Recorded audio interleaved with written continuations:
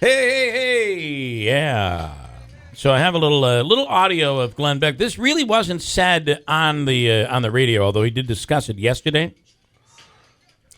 But Glenn Beck got into this whole thing about evangelicals, saying that they are not doing God's will here. They are not listening to their God when they vote for anyone other than Ted Cruz. And a Drudge took offense, and Matt Drudge and Glenn Beck are going at it head-to-head. And here is a little piece of what he had to say over the weekend, stumping for Ted Cruz. Listen to some of this here. This is Glenn Beck in Utah. Is it come to a surprise that that Glenn Beck is Mormon? I really thought he was Baptist. I did too. Think that I thought he was Baptist. But that is not the case, right? Right. Since 1999, he's been a member of the Church of Latter-day Saints. All right, so here's what we have on what went down. So he made these comments, and he did speak about it yesterday on the radio show. And Robert Jeffress is a pastor of a 12,000-member First Baptist Church in Dallas, and he is upset with Beck for the criticism of evangelical Christians who live in the South. According to Glenn Beck, he says they're not supporting Ted Cruz's campaign to secure the Republican presidential nomination. All throughout the South, the evangelicals are not listening to their God, he said. Beck's wacko comment, Jeffress says, speaks for itself. However, by using the phrase their God to refer to the God we have evangelical Christians worship, Beck is finally admitting that the true God of the Bible is different than the God of the Book of Mormon. What do you think? Well, I'm reading some of the comments of what he said about Matt Drudge regarding his on religion. I guess that's his opinion. He's entitled to it. I'm not going to jump in there. But I do think it's peculiar, my opinion is that if you don't agree with him, he's saying you're not listening to God. So apparently he's got a direct line. Yeah, that's a was really God tough, tweeting Glenn Beck? I believe so. I believe it was. It actually happened on a Friday when he was calling out and doing that contest where they trick people and they get dumb people on the phone and they make fun. More on trivia. And apparently God answered the phone and didn't have one of the answers.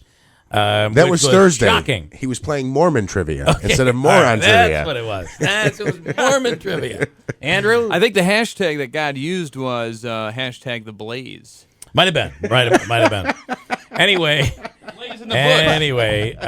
so here's what Glenn Beck says yesterday. Glenn attended several Utah rallies for Ted Cruz over the weekend.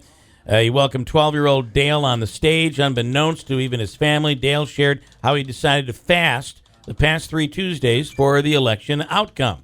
Matt Drudge picked out one phrase for the headline over the weekend, mocking religious expression. Beck said, "This is the priesthood rising." I say this to evangelicals. The body of Christ needs to stand up for principles. In our faith, we call this the priesthood. It's the men who have the priesthood blessing. And I said the priesthood needs to rise. This is according to Glenn Beck on Monday's Glenn Beck program. This is the moment that Matt Drudge was mocking. And they are going back and forth, going at it. It is, I don't think that any mortal can claim to know the decisions or the thoughts or of God unless you're reading it and you are comprehending what you're comprehending out of the Bible. I don't. Even still, though, that was written by man.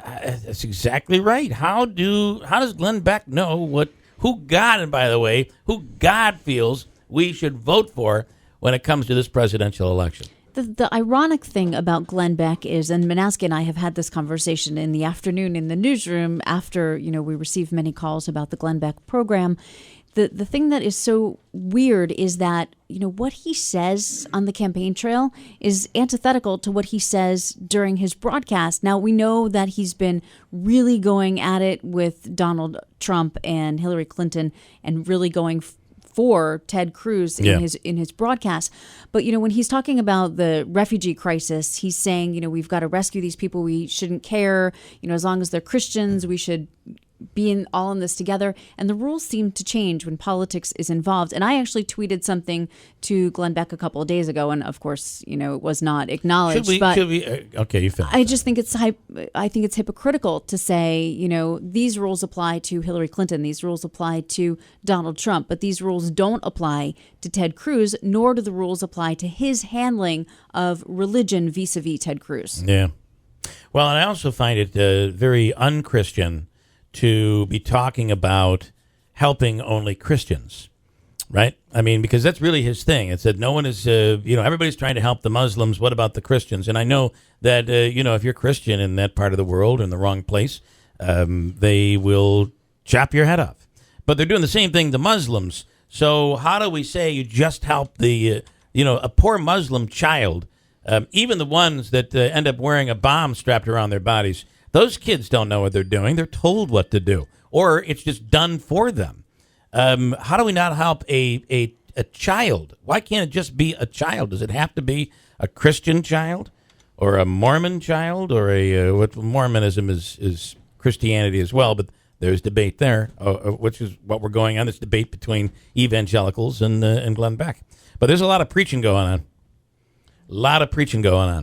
And the battle continues, but he is completely in the court of Ted Cruz, to the point where he's on the radio during the week, but on the weekends he goes and stumps at rallies. Mm-hmm. And of course, this was in Utah because of that upcoming primary at that time. So 8:20. Here's Christine with an update.